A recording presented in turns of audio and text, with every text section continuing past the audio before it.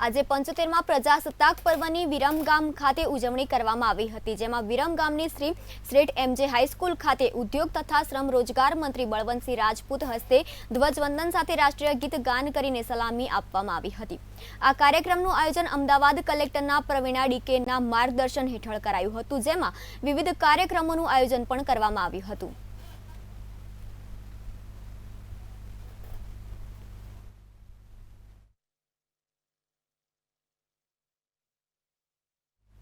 વિરમગામની શ્રી શેઠ એમજે હાઈસ્કૂલના કાર્યક્રમ યોજાયો।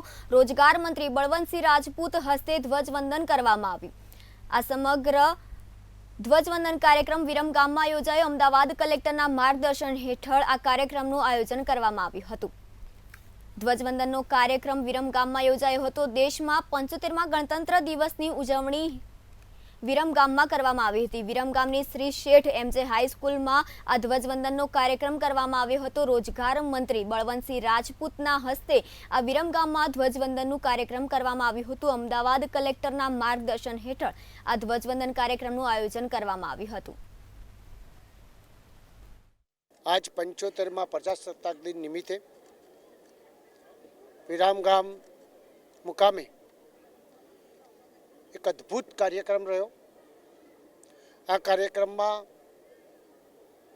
ખાસ કરીને જે આપણા વિદ્યાર્થીઓ ભાઈઓએ જે અદ્ભુત પ્રદર્શન કર્યું, અમને હું ખૂબ દિલથી બિરદાવું છું, અભિનંદન આપું છું।